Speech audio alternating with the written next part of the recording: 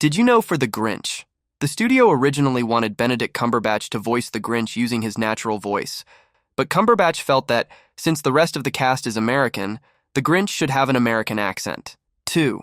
The Grinch is less exaggerated looking than previous versions, with softer facial features that look more like a furry green dog man than a creepy old goblin, and normal eyes instead of his signature red and yellow pupils. He's also got much less of an exaggerated pot belly.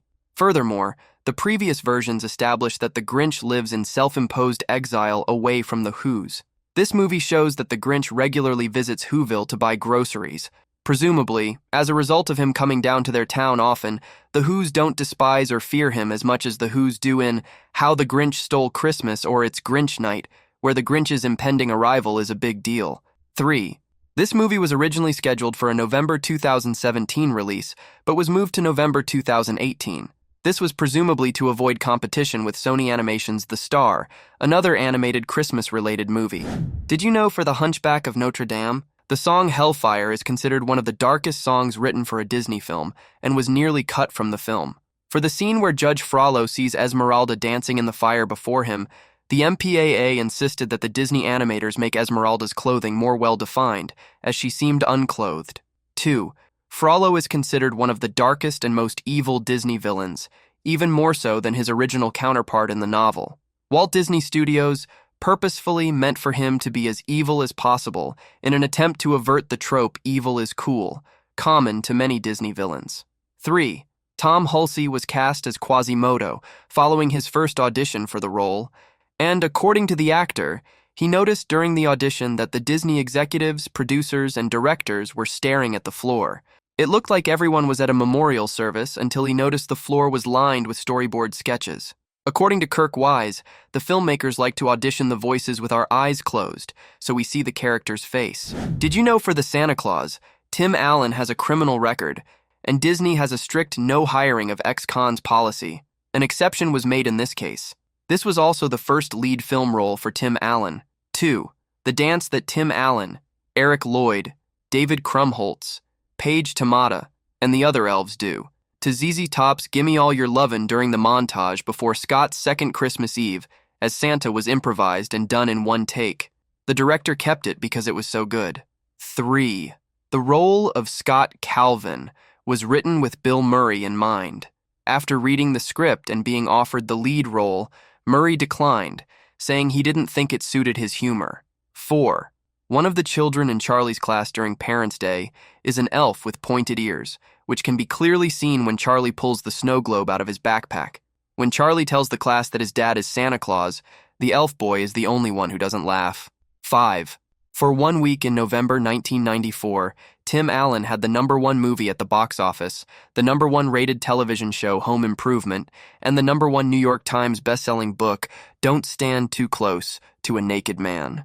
Did you know for Harold and Kumar Go to White Castle, as a thank you for all of the free advertising the film gave them, White Castle arranged to have collectible Harold and Kumar cups at all of their locations during the film's release. It marks the first time an R-rated comedy is advertised on fast food containers. 2.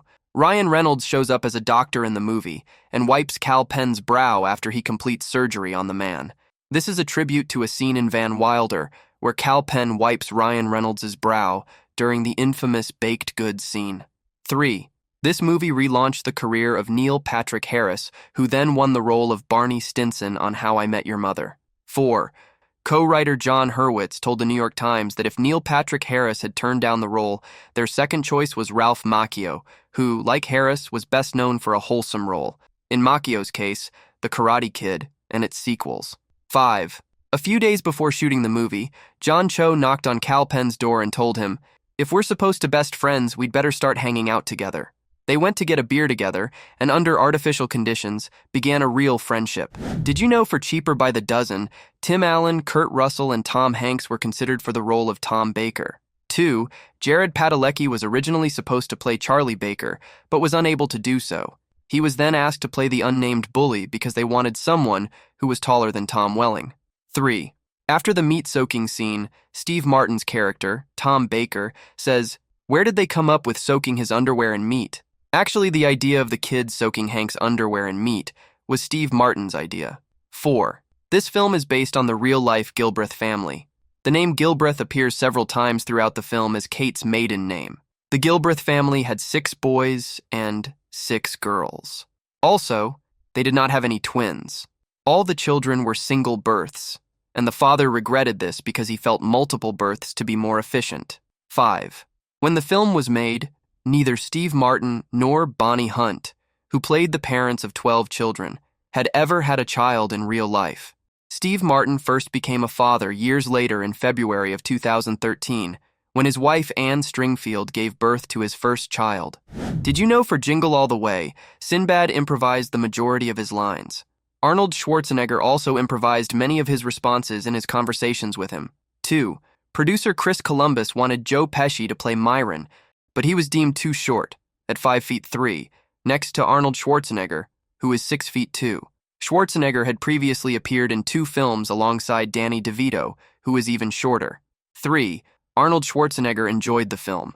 He'd experienced last-minute Christmas shopping himself and was attracted to playing an ordinary character in a family film.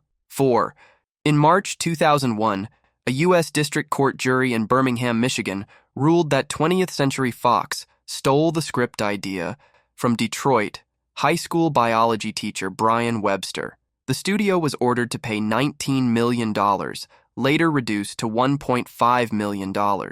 Webster submitted the script, called Could This Be Christmas?, to the studio in 1994, and never received payment nor credit despite the film making $129 million worldwide.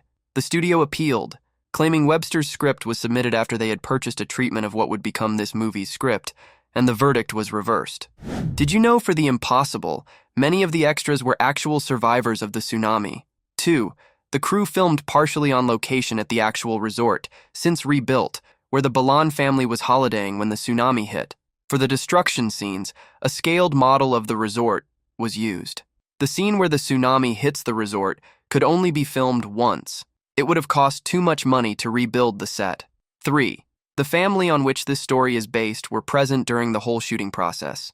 They were giving tips, especially Maria Balan, who is portrayed by Naomi Watts. The whole family also attended the film's premiere at the Toronto Film Festival in 2012. 4. This was Tom Holland's feature film debut. He was 14 years old in the movie, which means production started in 2010. 5. For the underwater scenes, Naomi Watts was strapped in a rotating chair. While filming, Watts couldn't hold her breath any longer and she gave the stop sign. Instead of stopping, the chair started spinning the other way around.